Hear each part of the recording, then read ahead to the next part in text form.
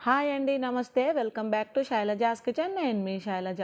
ఈరోజు వీడియోలో పూర్ణం బూరెలు మంచి టేస్టీగా ఎలా ప్రిపేర్ చేసుకోవాలో చూపిస్తాను. చాలామందికి బూరెలు చేసేటప్పుడు స్టఫింగ్ బయటికి వచ్చేసి అంత పర్ఫెక్ట్గా రాదు కదా. సో నేను ఈ వీడియోలో స్టెప్ బై స్టెప్ అన్నీ చూపిస్తానండి. మీరు వీడియోని స్కిప్ చేయకుండా చివరి దాకా చూస్తే బూరెలు మీకు కూడా చక్కగా వస్తాయండి. ఇవి చూడండి, పైన క్రిస్పీగా లోపల సాఫ్ట్గా చాలా చాలా టేస్టీగా ఉంటాయి. మీరు కూడా తప్పకుండా ట్రై చేయండి. ఒక మిక్సింగ్ బౌల్ తీసుకొని ఇందులోకి అరకప్పు వరకు బియ్యం వేసుకోండి.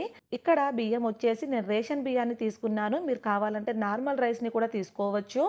అలానే మరో పావు కప్పు వరకు మినపగుండ్లను తీసేసుకొని వీటిని ఒకటికి రెండు సార్లు శుభ్రంగా వాష్ చేసుకున్నాక తిరిగి ఇందులో వాటర్ని పోసేసుకొని ఈ గిన్నె పైన మూతను పెట్టేసుకొని ఖచ్చితంగా ఒక 8 గంటలైతే మనం నానబెట్టుకోవాలి. ఈ గిన్నెను పక్కన పెట్టేసుకొని నెక్స్ట్ ఒక చిన్న మిక్సింగ్ బౌల్ తీసుకొని ఇందులోకి ఒక పావు కప్పు వరకు ఇడ్లీ రవ్వ వేసుకోండి. ఇలా పూర్ణం బూరెలోకి ఇడ్లీ రవ్వ వేయడం వలన చాలా మంచి టేస్ట్ వస్తాయండి బూరెలు. ఈ ఇడ్లీ రవ్వని కూడా ఒకటికి రెండు సార్లు శుభ్రంగా వాష్ చేసుకున్నాక తిరిగి ఇందులోకి వాటర్ని పోసేసుకొని ఈ రవ్వని కూడా ఒక 8 గంటల వరకు నానబెట్టేసుకోండి. రాత్రంతా కూడా ఇవి చక్కగా నానిపోతాయి. ఇప్పుడు మార్నింగ్ ప్రాసెసింగ్ చూపిస్తానండి. ఒక మిక్సింగ్ బౌల్ తీసుకొని ఇందులోకి పూర్ణం కోసం ఒక కప్పు వరకు శనగపప్పు తీసుకోండి. ఈ పప్పుని కూడా ఒకటికి రెండు సార్లు శుభ్రంగా వాష్ చేసుకున్నాక తిరిగి ఇందులో వాటర్ పోసేసుకొని పప్పుని ఒక గంట సేపటి వరకు నానబెట్టుకోండి. దీనిపైన మూతను పెట్టేసుకొని పక్కన పెట్టేసుకోండి. ఇప్పుడు మనం పిండిని రుబ్బుకుందామండి. పప్పు చూడండి చక్కగా నానిపోయింది కదా. ఇప్పుడు ఈ పప్పుని ఇందులో వాటర్ని డ్రైన్ చేసేసుకొని ఒక మిక్సర్ జార్లోనికి వేసేసుకొని అవసరానికి అనుగుణంగా వాటర్ని కొంచెం కొంచెంగా వేసుకుంటూ పిండిని ఇలా మెత్తగా రుబ్బుకోవాలి. ఇక్కడ చూడండి పిండి అనేది ఇలా వెన్నెలా ఉండాలండి. మనం పిండిని ఇలా రుబ్బుకుంటేనే బూరెలు చక్కగా వస్తాయి. పిండి ఇలా రుబ్బుకున్నాక నెక్స్ట్ వాయికి కూడా ఇదే విధంగా రుబ్బుకున్నాను. మనం రవ్వను కూడా నానబెట్టుకున్నాం కదా. ఈ రవ్వని కూడా మరోసారి బాగా శుభ్రంగా వాష్ చేసేసుకొని ఇందులో వాటర్ మొత్తం డ్రైన్ చేసేసుకొని అస్సలు వాటర్ లేకుండా బాగా పిండేసి ఇదే మిక్సర్ జార్లోనికి వేసేసేయండి. ఇప్పుడు అస్సలు వాటర్ వేయకుండా పల్స్ మోడ్‌లో బాగా రుబ్బుకోవాలి. లేదా మీరు 1 స్పీడ్‌లో కూడా రుబ్బుకోవచ్చండి. ఇక్కడ చూడండి కన్సిస్టెన్సీ అనేది ఈ విధంగా ఉండాలి. ఇప్పుడు ఈ బ్యాటర్‌ని కూడా మనం ముందుగానే రుబ్బుకున్న ఈ పప్పులోనికి వేసేసేయండి. పప్పు మొత్తం రుబ్బాక చూపిస్తున్నాను చూడండి. కన్సిస్టెన్సీ అనేది ఇలా ఉండాలండి. ఇలా చిక్కగా ఉంటేనే మనకు బూరెలు చక్కగా వస్తాయి. ఇన్ కేస్ ఈ బ్యాటర్ మీకు కొంచెం పలచబడితే ఇందులోకి ఒక టేబుల్ స్పూన్ వరకు బియ్యం పిండిని వేసి అడ్జస్ట్ చేసుకోండి. అలానే ఔటర్ లేయర్ మనకు చప్పగా ఉండకుండా ఒక 2 టేబుల్ స్పూన్ల చక్కెరని వేసేసుకొని మిక్స్ చేసుకోండి. ఇలా చక్కెర వేయడం వలన మనకు ఔటర్ లేయర్ చప్పగా ఉండకుండా తియ్యగా ఉంటుంది. మనకు బూరెలు కూడా మంచి కలర్‌లో వస్తాయండి. ఇందులోనే ఒక చిటికెడంత ఉప్పుని వేసేసుకొని బాగా మిక్స్ చేసేసుకోండి. ఇన్ కేస్ ఈ పిండితో మీరు వెంటనే బూరెలు చేయాలనుకుంటే ఇందులోకి ఒక పావు టీ స్పూన్ వరకు వంట సోడా వేసేసుకొని పిండిని మరోసారి బాగా మిక్స్ చేసేసుకొని మీరు బూరెల కింద ప్రిపేర్ చేసుకోండి. నేనైతే ఒక 2 గంటల సేపు పక్కన పెట్టేశానండి. నాకు పిండి చక్కగా పులిసింది. ఈ పిండిని పక్కన పెట్టేసుకొని ఇప్పుడు నేను పూర్ణాన్ని ప్రిపేర్ చేస్తున్నాను. నెక్స్ట్ మనం ముందుగా నానబెట్టుకున్న పప్పు కూడా చూడండి ఎంత చక్కగా నానిపోయిందో. ఈ పప్పుని వాటర్ అన్ని డ్రైన్ చేసేసుకొని ఒక కుక్కర్ గిన్నెలోకి ట్రాన్స్‌ఫర్ చేసేసుకోండి. ఇందులోనే ఒక 2 కప్పుల వరకు వాటర్ వేసేసేయండి. మంచి టేస్ట్ కోసం ఒక టీ స్పూన్ వరకు నెయ్యి వేసేసుకొని కుక్కర్ పై మూత పెట్టేసుకొని ఇప్పుడు విజిల్ పెట్టుకోవాలండి. మీడియం ఫ్లేమ్‌లో 3-4 విజిల్స్ పెట్టుకుంటే మనకు పప్పు చక్కగా ఉడికిపోతుంది. పప్పు బాగా ఉడికాక చూపిస్తున్నాను చూడండి. కుక్కర్‌లో గాలంతా నార్మల్‌గా పోయాక మూత తీసి చూస్తే నాకు పప్పు కూడా చక్కగా ఉడికిపోయింది. ఇక్కడ నేను చూపిస్తాను చూడండి. పప్పు ఇలా మెత్తగా ఉడకాలండి. ఇలా ఉడికితేనే మనకు పూర్ణం అనేది చక్కగా వస్తుంది. ఇప్పుడు ఈ పప్పులో ఎక్స్‌ట్రా వాటర్ అనేది డ్రైన్ చేసేసుకొని ఒక మిక్సర్‌తో లేదా పప్పు గుత్తితోనే వీడియోలో చూపించినట్టుగా బాగా రుబ్బుకోండి. ఇన్ కేస్ మీకు ఇలా మెదుపుకోవడం కష్టంగా అనిపిస్తే మిక్సర్ జార్‌లో వేసేసుకొని మీరు బాగా మెత్తగా రుబ్బుకోవచ్చు.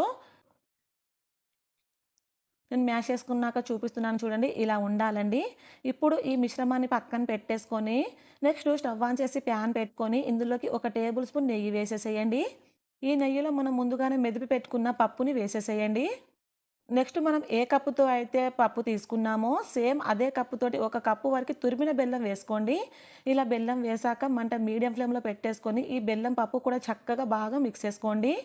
మనం ఇలా ఎలా అయితే కలుపుతామో మనకు బెల్లం అనేది కరిగి కన్సిస్టెన్సీ అనేది పలచబడుతుందండి.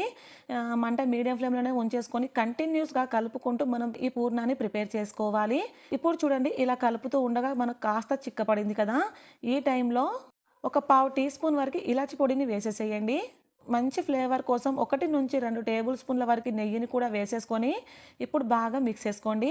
ఇలా మిక్స్ చేసేటప్పుడు మంటని లో టు మీడియం ఫ్లేమ్‌లోకి అడ్జస్ట్ చేసుకుంటూ బాగా కలుపుకోండి ఫ్రెండ్స్. మనకు పూర్ణం మాడకుండా ఉంటుంది.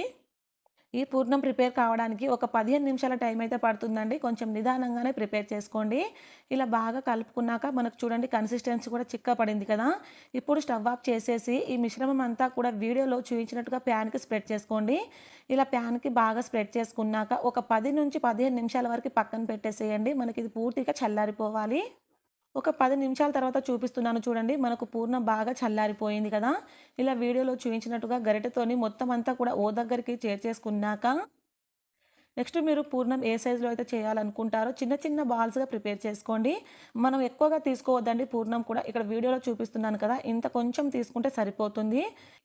నేనైతే ఇక్కడ ఒక 9-10 వరకు ప్రిపేర్ చేస్తున్నాను ఫ్రెండ్స్. మిగతా పూర్ణాన్ని నేను ఫ్రిడ్జ్‌లో స్టోర్ చేసుకున్నాను.